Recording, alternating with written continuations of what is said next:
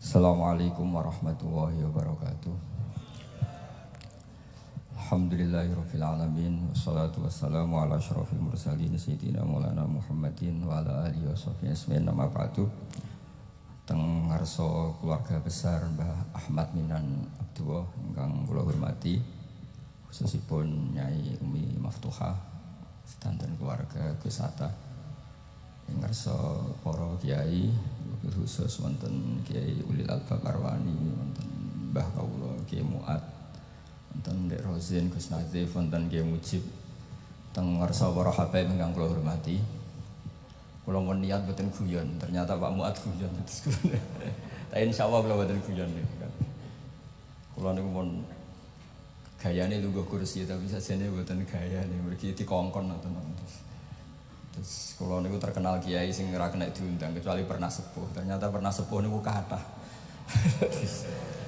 Terus termasuk Mas Nadif itu ngerasa sepuh.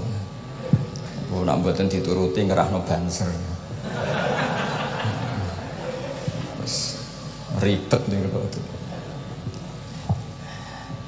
Kula badhe matur jauh sederengipun Mbah Kawula Ki Mu'ad Thahir. Beliau itu mbah kula saking lasem nggih saking kajen. Terus kula cerita sekedap buyut kula kandung namine Hafsah niku gadah putri Sofiyah niku dugi kula. Adikipun Sofiyah Badiah niku dados ibuipun Kiai Sahal. Wonten malih Kiai Zubaidi dados Mbah Afif Mbah Ahmad.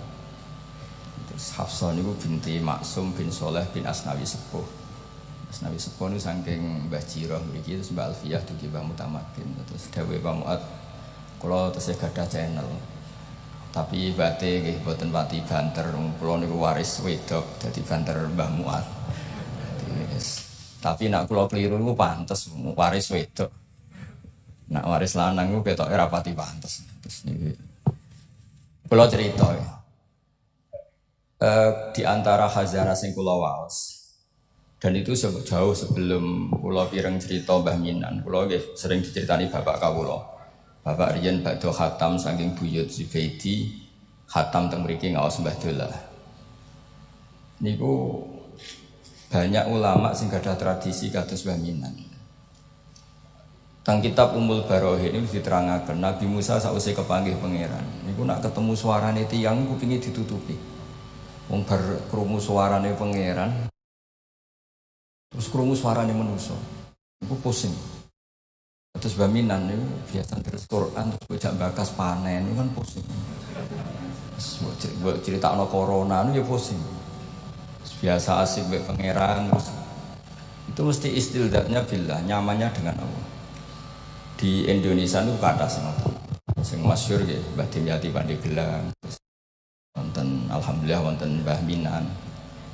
Kula gadah pernah mbah angsal pernah mbah kula namine Mbah Nur Syams. Kanca beliau di Mekah. Iku termasuk ngriwayataken dawuh Mbah Minan, "Saku iku kang wis ra urusan ambek wong wis pokoke aku ngaji, disalahno wong akeh lah, sementing aku ngaji Quran." Terus kula alhamdulillah termasuk orang yang pernah diberi kesempatan sowan beliau di kamar beliau dan saya tasyarruf sekali merasa mulia. Karena khazanah itu memang ada. Terus kalau cerita sekedap, para tamu di Mbah Minan kalau dengan logika, saiki wong lagi muhadasah mbek pangeran munajat. Munajat bawas Quran, khatam.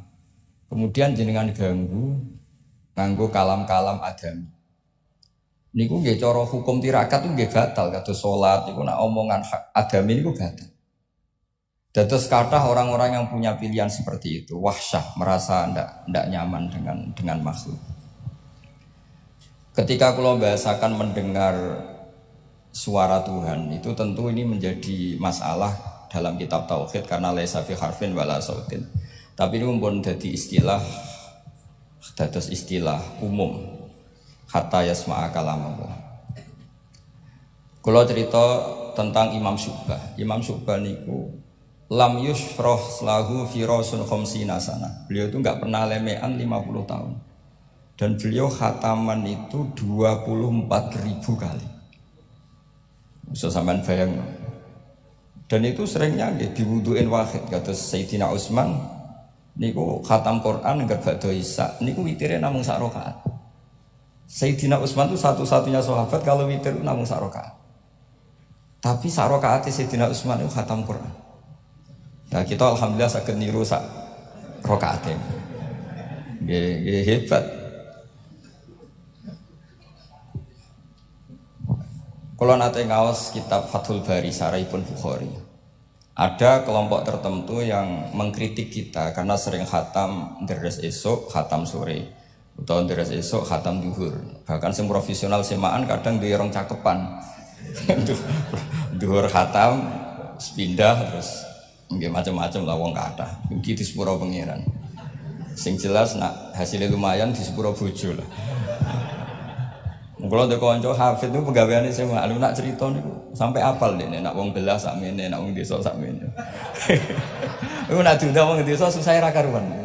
Tak kok ilo kena opo beda mas nak undang kula mas. Tak pikir beda niku nopone ngono.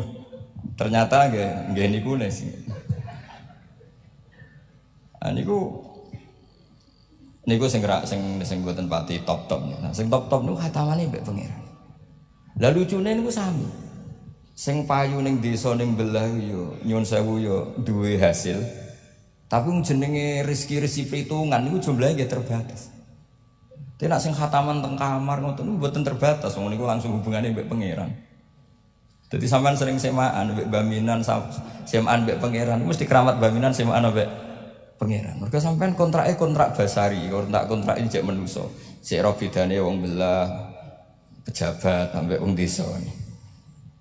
Kanca kula sakniki mboten purun semaan, gara-gara krungu debate. Niki kisah nyata.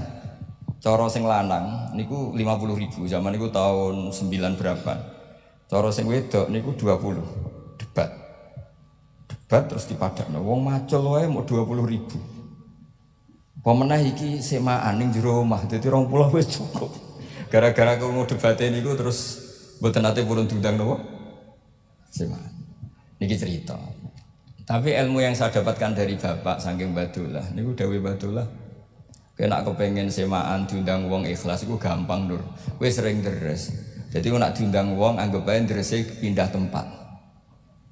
Nah, tapi nak sampean ra tau ngaji khatam, jebule nak diundang semaan khatam, nak ning omah ra khataman, berarti orderan sampean.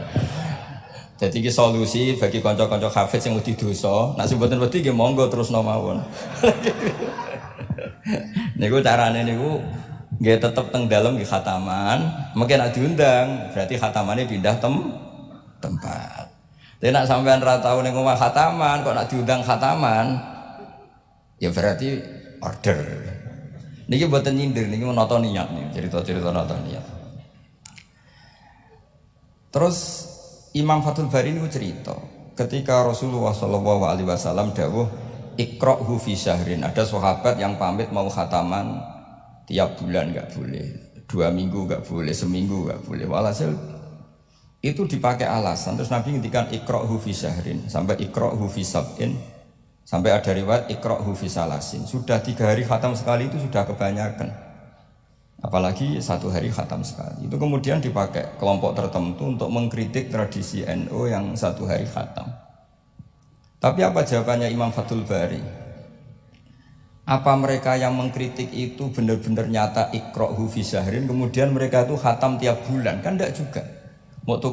Oke, kamu kritik enggak apa-apa dari Imam Sinten Ibnu Hajar Al-Asqalani, tapi kamu juga harus baca iqra'hu fi syahrin tiap bulan benar-benar apa? Khatam. Iqra'hu fi sab'in.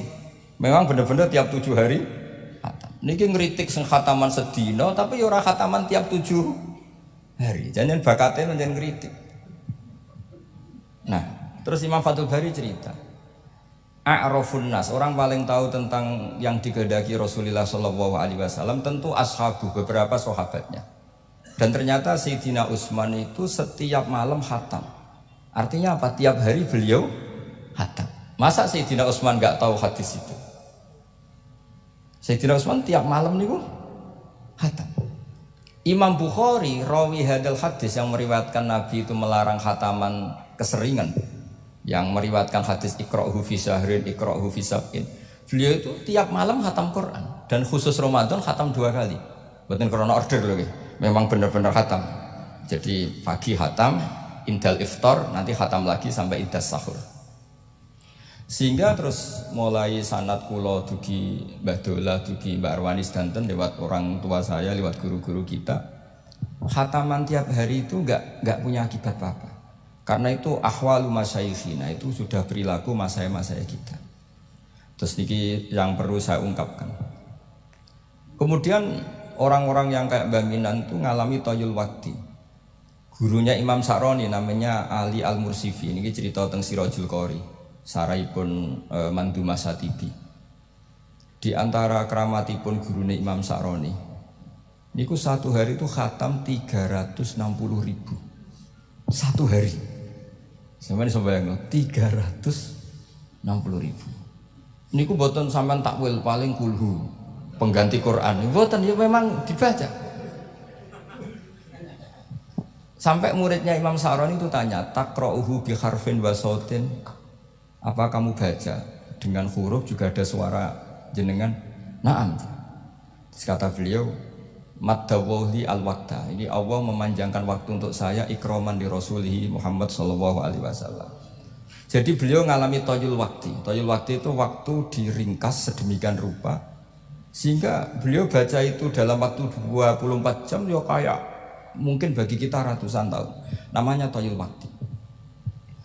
Nah, kenapa itu bisa terjadi? Terus kata-kata sarahnya Satibi tadi Siraul Gorek, wa hadza amrun la tasa'uhul uqul wa hadzuna minhu at-tasdiq. Ini sesuatu yang mungkin nalar kita tidak sampai, tapi sudahlah kita percaya saja. Nah, kenapa kita percaya? Karena Quran itu kalamullah sing aslinya itu laisa bi harfin wala sautin. Tidak melibatkan suara, tidak melibatkan huruf. Itu yang kalamun azaliyun. Kemudian orang ini ditarik ke Lauh Mahfud. Kemudian dia ngalami yang seperti itu. Dan itu bagi orang-orang dekat Allah sah saja. Kuntu samahu alladzi yasma'u bihi wa basaruhu saterusnya. Orang-orang yang dekat Allah itu ibaratnya mau melafadzkan apa saja itu sudah kayak mewakili Tuhan. Kenapa begitu? Karena dia saking fananya pada dirinya sampai ya memang fana. Sehingga ya dia sudah, tapi bukan manunggaling kawula Gusti mboten. Misalnya begini, saya beri contoh. Andaikan sampean itu jadi wali, sebetulnya saya bilang andaikan ini suul adab, bisa saja wali betul. Tapi kayaknya kok belum meyakinkan. Andaikan dulu, urutannya andaikan dulu. Kalau sampean jadi wali, itu nggak tahu bedanya antara ayam itu melahirkan telur atau telur lahir dari ayam dengan ayam itu lahir dari batu. Itu nggak tahu bedanya. Apalagi Nabi. Nabi itu malah nggak kepikiran kalau itu ada bedanya. Kenapa? Ketika kamu percaya kudroh azaliyah sing ghairu mahsurah, kamu percaya kudrohnya Allah Ta'ala itu tama sempurna, itu kan sampai mesti berpikir, memangnya ayam bisa bikin telur? Memangnya telur punya kemampuan apa untuk menjadi ayam? Jadi sampai tahu betul kalau ayam itu tidak ada kudrohnya sama sekali, tidak ada kemampuan sama sekali untuk melahirkan telur tercipta jadi ayam. Artinya apa? Meskipun sesuatu itu sudah adi, sudah biasa, tetap yang ada adalah kudratullah, bukan hukum adat yaitu ayam menelur. Sehingga seorang nabi itu misalnya Nabi Soleh ditanya, apa bukti mukjizat kamu? Saya minta unta keluar dari batu besar ini. Dari Nabi Soleh, ya nggak apa-apa. Karena beliau itu tahu betul ketika unta lahir dari unta, itu memangnya unta bisa apa? Memangnya unta iso gawe unta, ayam iso gawe telur. Semua itu ada kudroh azaliyah, ada kudrohnya Allah. Nah wali dan apalagi nabi itu tahu betul itu. Sehingga ya nggak ada bedanya. Misalnya para nabi sampai tanya, ayam bisa melahirkan telur, apa batu ini bisa melahirkan telur? Ya jawabnya bisa. Sehingga ya betul lah. Terus ada Naqatus Soleh itu keluar dari apa? Batu. Dan Nabi Soleh biasa saja karena beliau memang nabi gitu. Rasulullah ketika sahabatnya kelaparan, terus diundang Jabir, masakannya sedikit. Ya beliau bilang ini masakan harus jadi banyak. Ya banyak, untuk orang sekian ribu cukup. Ketika sahabat kurang air di padang Sahara, gitu, sahabat bingung nyari air, Nabi malah sari, masyhur. Sari terus ya santai aja ketika beliau dilapuri kurang air terus ya sudah minum air dari sini terus fana ba'al ma' min baini asabi'i. Karena Nabi itu orang yang tidak bisa didikte oleh hukum adat. Sehingga tak terus ayam ini bisa melahirkan telur, berarti mungkin. Kalau batu enggak melahirkan telur enggak mungkin. Terus kamu bilang ini mungkin, ini tidak mungkin. Itu kita kalau di matolek kan diajari. Padahal mungkin enggak mungkin berdasar hukum adat. Bukan berdasar kudrohnya Allah Subhanahu wa ta'ala. Nah, orang-orang yang sudah begini masalah rezeki juga gitu. Soalnya sementing para pangeran masuk dimbarno pangeran. Akhirnya sudah sementing muamalah mbek Allah. Makanya ada cerita seorang Habib dia nggak punya pekerjaan terus setiap hari dia sholat tiap pagi ngantor. Ternyata dia ke musola atau ke masjid sholat. Terus kata Habib itu, ya Allah, semua orang yang kerja engkau gaji, maka saya ya harusnya engkau gaji. Ibu ya terus sugih, tapi bukannya ditiru boleh. Jadi dia apa ngantor ya rati kantor, ngantorin di masjid, sholat. Tapi ini nggak boleh gaya-gayaan yang sudah makomnya seperti itu. Orang sampean gak makomnya ribet. Tapi ini cerita, kalau tak belajar Quran. Sehingga para nabi itu gak kepikiran, misalnya Nabi Ibrahim itu gak kepikiran kalau api itu bisa membakar, karena beliau tahu api apa punya ikhtiar, api apa punya irodah, punya kehendak, api apa punya cara yang diinginkan api itu untuk membakar saya kan tidak juga, dia benda mati, pasti itu murtangan Allah. Sehingga ketika beliau mau dibakar ya santai aja, beliau gak tahu bedanya di sana sama di sini. Semua nabi itu begitu, ma kunta tadrimal kitab walal iman. Makanya semua nabi itu rata-rata ummi itu ya pokoknya sudah begitu. Makanya disuruh berdoa ya nggak mau. Kata malaikat Jibril, saya Jibril untuk nolong kamu. Tidak, saya tidak butuh kamu. Maksudnya kamu ngomong nanti tak sampaikan ke Allah. Allah itu sudah tahu tanpa kamu. Hasbi min su'ali ilmuhu bihali. Itu nabi. Nah, Rasulullah Muhammad SAW juga sama. Ketika mau perang Badar, itu kan musuhnya itu 1000 lah kira-kira gitu. Sahabat itu 300. Terkenalnya 313 sama dengan Ashabi apa itu? Tolut itu. Apa itu? Waqatala apa Dawud itu, Ashabi Dawud itu. Itu Nabi ya santai aja. Padahal itu pedang satu dipakai orang 10. Sampai bisa bayangkan perang pedangnya gentinan. Tidak bisa kan? Tapi Nabi karena diutus Allah ya jalan saja. Dia santai. Karena bagi Nabi itu nanti ada kudratullah. Betul. Ternyata perang musuhnya 1000, musuh 300, yang satu perlengkapan lengkap, yang satu gentenan pedang. Perang yus. Dibaca sik nyelip pedang kalau musuh kan yo gak iso bayangno. Singkat cerita terus masyhur itu Nabi terus berdoa. Ya Allahumma illam apa Allahumma intuhlik hadil isobat alam tu'bad ba'dal yaum. Walhasil terus ada pertolongan dari Allah. Artinya Nabi nganggep ini gak penting 300 apa 100. Orang menang tuh ya karena biqudratillah. Begitu juga di perang Khandaq di. Sehingga Nabi itu pernah minta kakinya kambing. Kaki yang depan namanya dirok. Dirok itu 2 kan, namanya kaki depan itu dirok. Coba ambilkan dirok itu, ini ada tamu, diambilkan. Terus diambilkan lagi, ambilkan lagi 1, diambilkan. Terus ambilkan lagi, bukankah kambing diroknya hanya 2 ya Rasulullah? Andai kan kamu langsung ngambil, pasti tetap jumlah itu ada. Karena ketika Nabi ngendikan ini jadi konstitusi. Jadi kemana malaikat kudu melok ribet Nabi ngendikan. Ya masyhur kan Nabi khutbah, padahal pas musim kemarau nggak mungkin hujan cara hukum adat. Ya Rasulullah khutbah cuk suwi-suwi niki wong bingung perkara ana udan.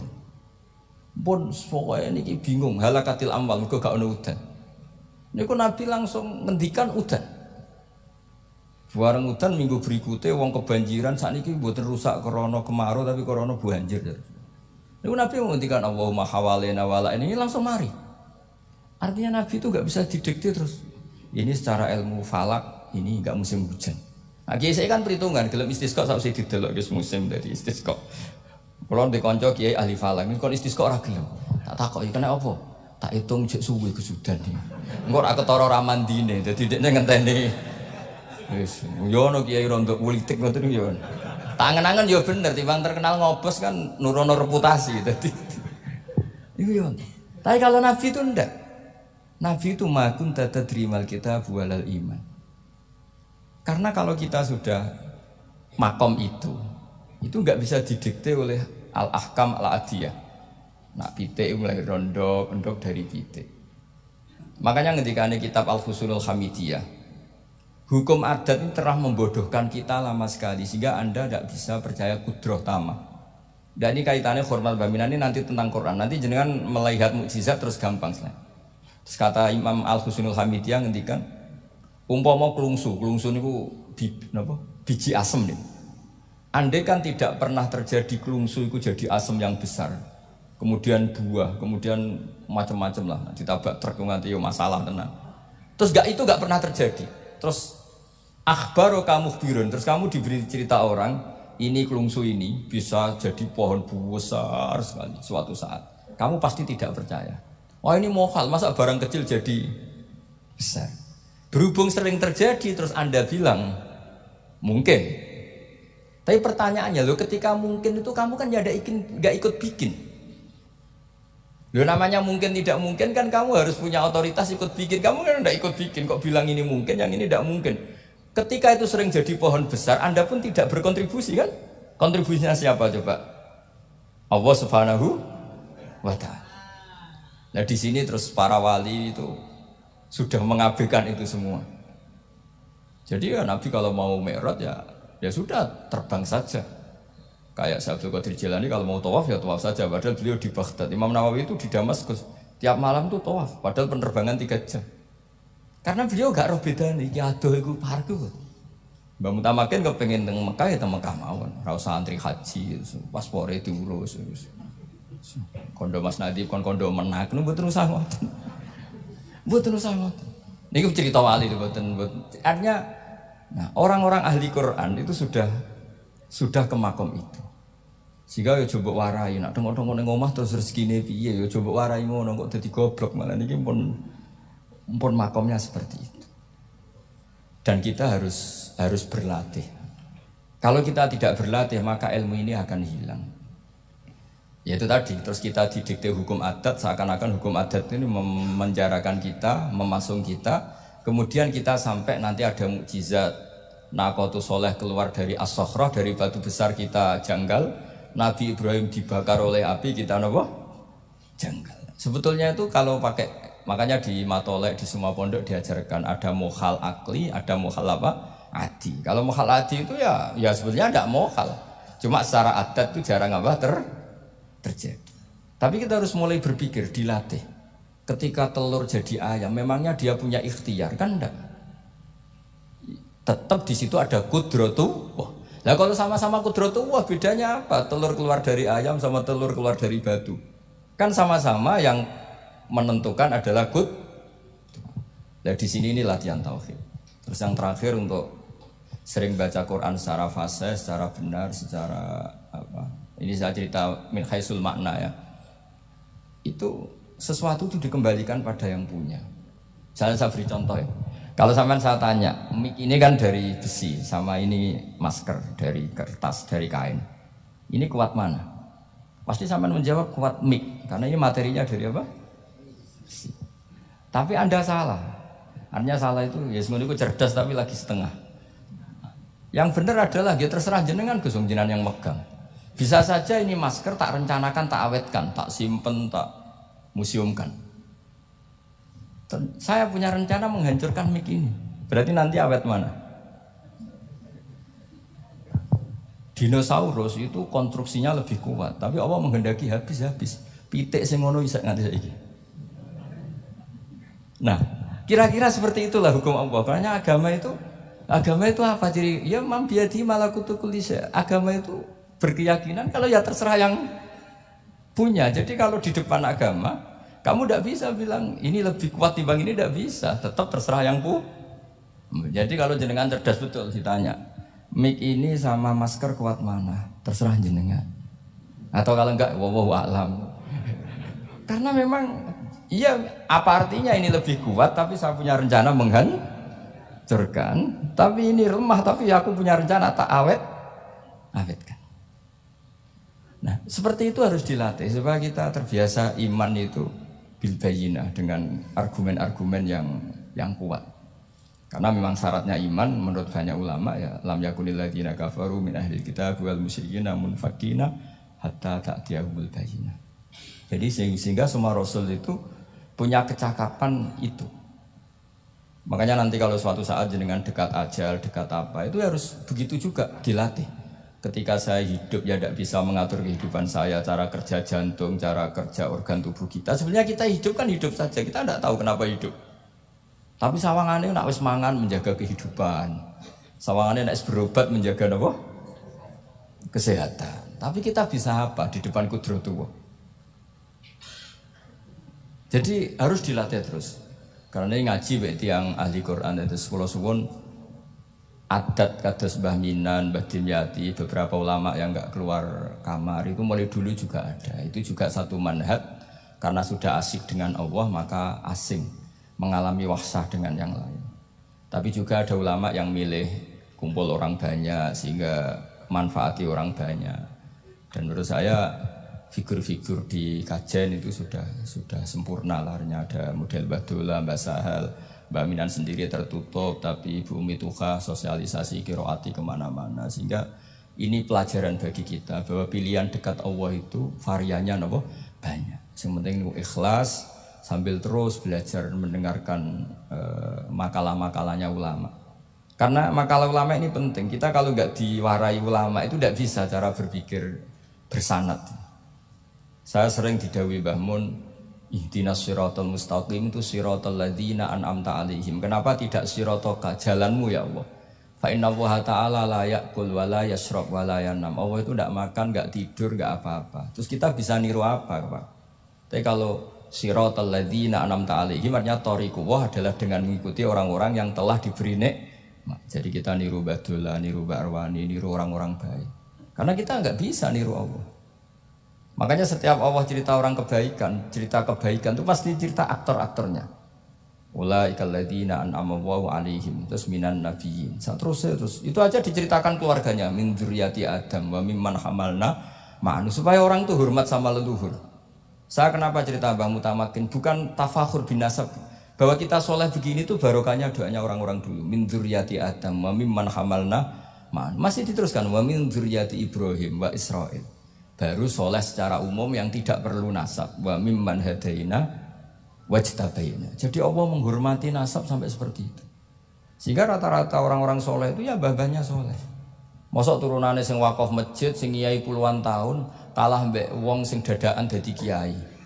Yo ketoke ora pati fair. Ini mboten kok urusan kula fanatik nasab ya. Tapi tetap ini bisa jadi kiai karena melok partai wa mimman hadaina wajtabaina. Tapi yo ketoke yo pantese yo rada antri lah, aja kok ngarep nemen-nemen nak. Ya mosok terus misalnya ora tau wakaf masjid, ora tau wakaf tanah, ngerti-ngerti kepengin mimpin. Sing masjid iku nyunatno maulid, nyunatno dibak, ndekne mimpine ku ngaramno maulid kalau dibak. Ya nak ngaramno iku nggih masjid dhewe, aja ning masjid iki kan.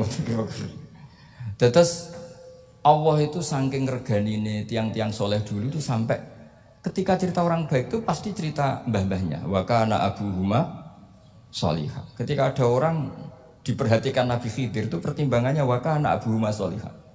Itu dalam kitabnya Said Muhammad, abuhuma itu abuhu as-sabi'. Jadi bapak yang ketujuh dari Hulam ini, bukan bapaknya pas. Kayak Bang Utamakan sekarang sudah turunan ke berapa, tapi barokahnya sampai sekarang.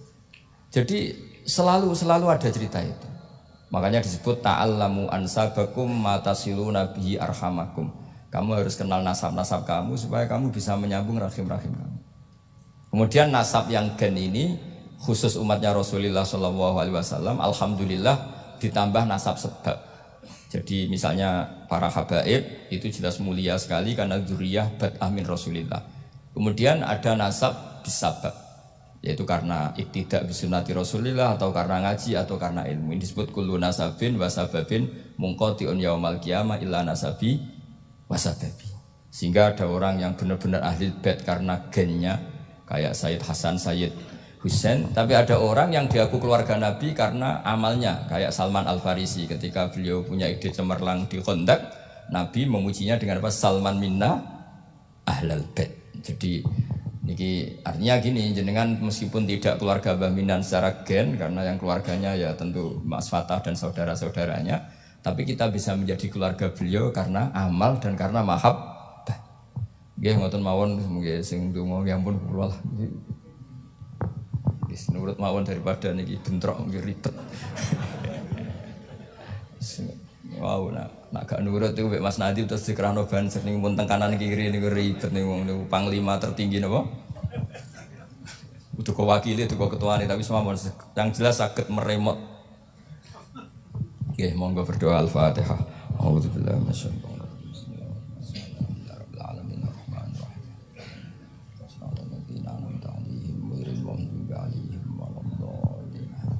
Bismillahirrahmanirrahim. Nahmaduka ya ghafuru ya syakuru ma shalli wa sallim wa barik ala habibika Muhammad wa ala alihi wa barik wa sallim asma'in. Allahumma ya ilahana ya wa bi barakatid da'ina ilaika wa barakatil mutawassilina ilaika bi jaya habibika Muhammad. Ighfir ya awwali ba Ahmad minan Abdillah salam wa ali darajatihi fil jannah wa barik fi ahli wa fi dzurriyyatihi ya Allah. Allahumma ya ilahana ya ij'alna ya aminin mutmainin alladzina la khaufun 'alaihim wa lahum yahzanun. Waj'alna salimin wa nimin mu'afin min kulli bala'in dunyal akhirah. Waj'al ya Allah himmatan al-ulya fi hadhihi ad-dar'i la kalimatika ya Allah. Hatta nakuna ya wa khudamatan di syariatika wa abnaina ya Allah wa abnaina fi khidmati syariatika al-kharra al-bayda lailuha kana hariha ya Allah. Aqimna fi dzalika wa inna la dzalika ya Allah. Rabbana atina fid dunya hasanah fil akhirati hasanah wa qina adzabannar. Sallallahu alaihi sayyidina Muhammad sallallahu alaihi wasallam. Subhana rabbika rabbil izzati amma yasifun wa salamun alal mursalin walhamdulillahi rabbil alamin. Bismillahil Fatihah.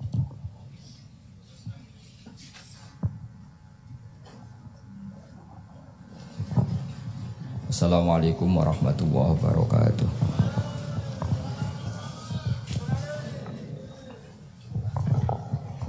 Dengan doa tadi maka berakhirlah acara pada malam hari ini.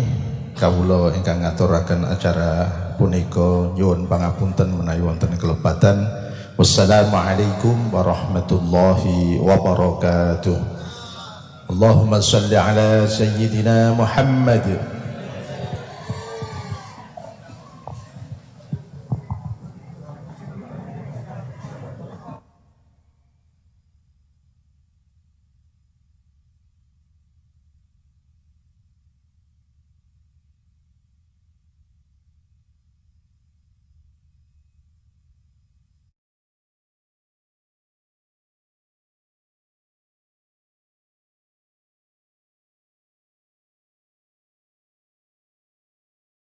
Hatta ida, jadi ublisu, jadi ublisu, mubsilun, ini maknanya apa? Ablas, iblis, ini maknanya apa?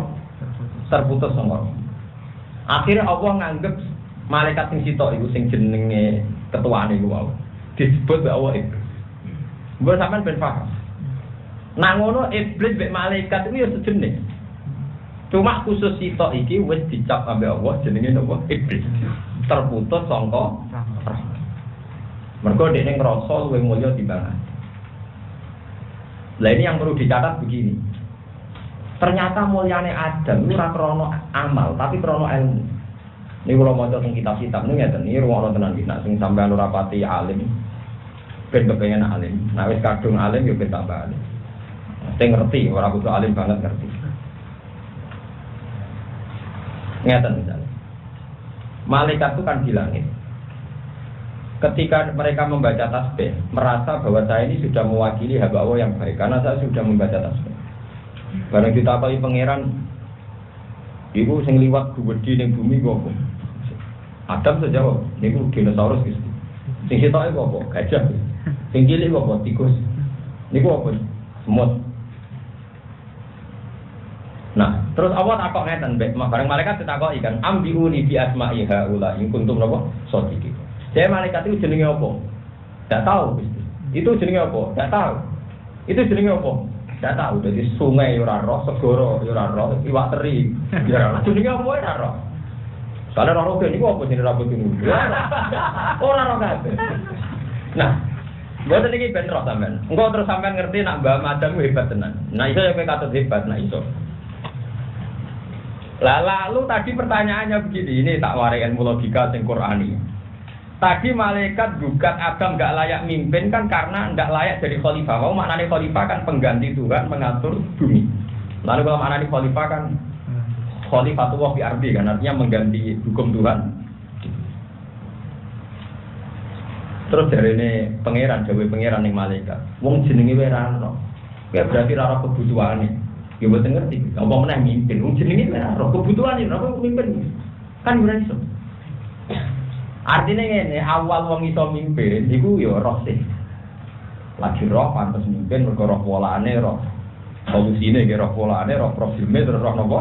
Solusi. Lah malaikat itu parah tenan jenenge wae. Ora. Ya akhirnya misalnya roh rukun kan niku napa ora roh niku wong lanang, butuh rabi pegatan lan rabine ora roh. Lah nak Adam roh, oh niku lanangan mesti butuh itu. Nah elek kok elek butuh. Ya ora roh. Kebutuhan napa? Malaikat itu jenenge ora roh apa meneh? Artinya malaikat maca tasbih lah. Wong ora roh kebutuhane wong kok dadi khalifatullah ku piye kebutuhane? Wong iku akhirnya intinya ngene, wong pertama gagal mimpin itu mergo ora roh. Agar ora roh iku wis gagal. Mbok khusyuk sudah langit gergak ngalim aja serasa jadi ulama Islam. Ya tak dadi wong saleh, tapi nek ulama wis ora tau ora roh. Ora roh kan berarti ora roh. Ya ora roh kok pakpok, ora roh ora apa pakpok. Nah, gua ada tuh misalnya uang soleh puluhan tahun terus pakpok, dunia itu rusak, perkarane kakean maksiat. Jadi gue maksiat video sopo, terus rencana rusak bumi, rencana no pangeran, rencana mbok piye-piye dan rencana akhirnya PD rusak. Ulama lebih stabil karena dia tahu memang sebab dunia rusak akan maksiat, tapi ulama ilmunya kan yo separuh campur separuh. Gedeng maksiat mergo diutus Allah, tapi kok bumi rusak ya seneng aja sesuai rencana Tuhan memang nanti mau dirusak. Lalu ulama kan orang